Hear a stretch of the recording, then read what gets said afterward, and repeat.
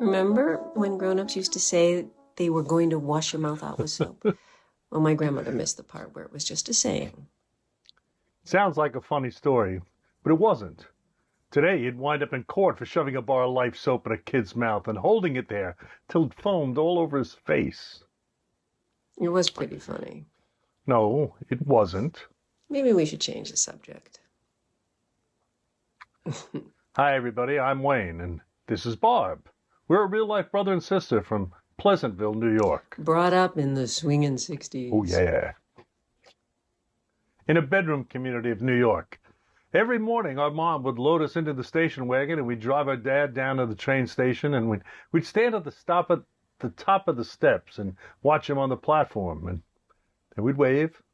And then we'd watch him get onto the 806 to Grand Central, and then Mom would drive us back home so we could watch TV all morning. Leave It to Beaver, Dennis the Menace, the Beverly Hillbillies, I Love Lucy, and then lunch.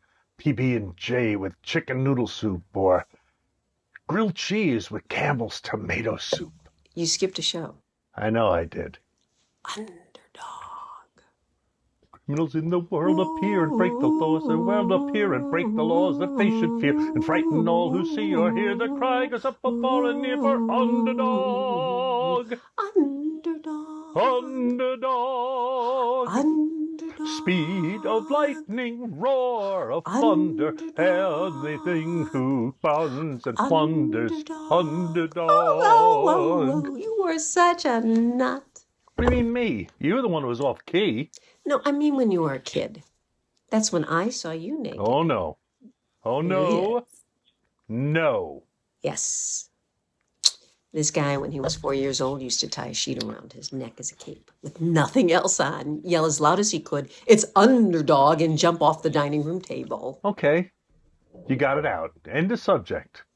Let's move on, please. Except the time when he makes the jump and somehow manages to get the sheet caught in a dining room chair. So mid-air, he dips headways into another dining room chair. I have never seen a human being cry louder in my entire life. Well, thank you, Barbara. No one's interested. So he's crying and screaming so hard, our mother thinks he's seriously hurt. I hurt.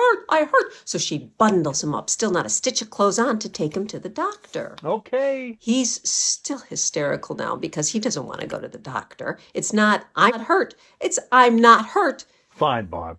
It's a crazy story. Everybody loves it. New topic, please. So she throws him in the station wagon, still screaming, still naked, except for the sheet. Oh, for crying out loud. By the time my mom gets him to the doctor, it's just no. Thanks a lot. They had to sedate him, a shot of Valium. Ping. He slept for 18 hours. My mother used to love telling that story. Wow. It was her favorite story. She was trying to help you, Wayne. You know that, right? Even when Grandma put that bar of soap in your mouth, Mom took your side. A little late. Well, Grandma called to tell her what a bad boy you'd been. And instead of punishing you, Mom marched right across the street and told Grandma to keep your hands off my son. And there was another word in there, too. Yeah, there was. I don't remember that, but I think there was. You were too young. It was a huge fight. Grandma washed your mouth out because you made a joke out of the word fart. Fart. They used words so much worse than that, fighting about it. I was 7 years old. I was amazed.